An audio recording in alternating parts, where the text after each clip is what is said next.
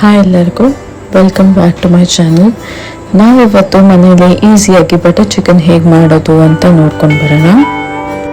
ಫಸ್ಟ್ಗೆ ನಾವು 1/2 kg ಚಿಕನ್ಗೆ 1 table spoon salt, 1 table spoon ಖಾರದ ಪೌಡರ್ ಹಾಕಿ ಚೆನ್ನಾಗಿ ಕಲಸಿ 10 ಮಿನಿಟ್ಸ್ ನೆನೆಸ್ಬಿಡ್ಬೇಕು.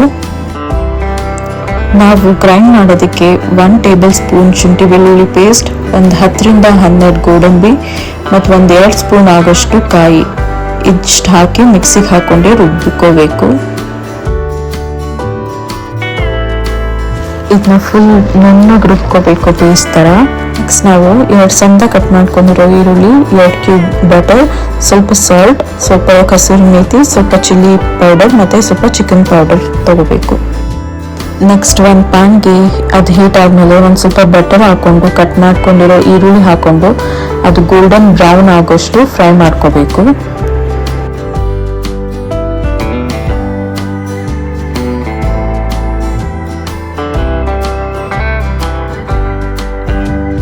ಆನಿಯನ್ ಫ್ರೈ ಆದಮೇಲೆ ನಾವು ಮ್ಯಾರಿನೇಟ್ ಮಾಡಿ ಇಟ್ಕೊಂಡಿರೋ ಚಿಕನ್ ಹಾಕಿ ಅದನ್ನ ಸ್ವಲ್ಪ ಫ್ರೈ ಮಾಡಿ ಸ್ವಲ್ಪ ಬೇಯಕ್ಕೆ ಇಟ್ಬಿಡ್ಬೇಕು.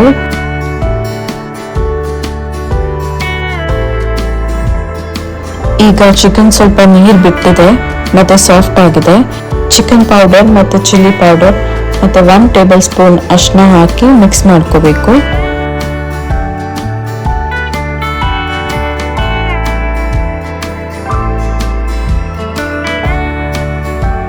ಒಂದು 5 ನಿಮಿಷ ಹಾಗೆ ಬಿಟ್ಟರೆ ಚಿಕನ್ಗೆ ಮಸಾಲೆ ಎಲ್ಲ ಚೆನ್ನಾಗಿ ಇಳ್ದಿರುತ್ತೆ.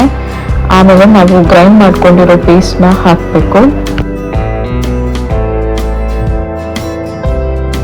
ಪೇಸ್ಟ್ ಹಾಕಿ ಚೆನ್ನಾಗಿ ಮಿಕ್ಸ್ ಮಾಡಿ ಅದನ್ನ ಸ್ವಲ್ಪ ಬೇಯೋದಕ್ಕೆ ಬಿಡೋಣ.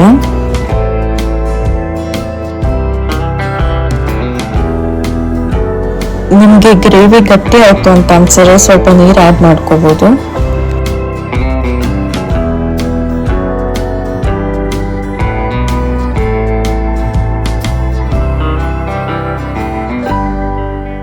ಟೇಸ್ಟ್ ಚೆಕ್ ಮಾಡಿಕೊಂಡು ನಿಮ್ಗೇನಾದರೂ ಉಪ್ಪು ಅಥವಾ ಖಾರ ಬೇಕು ಅಂತ ಅಂದರೆ ಆ್ಯಡ್ ಮಾಡ್ಕೋಬೋದು.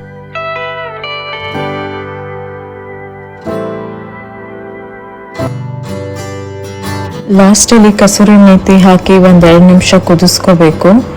ನಿಮ್ಗೆ ಬೇಕಾದ್ರೆ ಸ್ವಲ್ಪ ಬಟರ್ ಕೂಡ ಹಾಕ್ಬೋದು.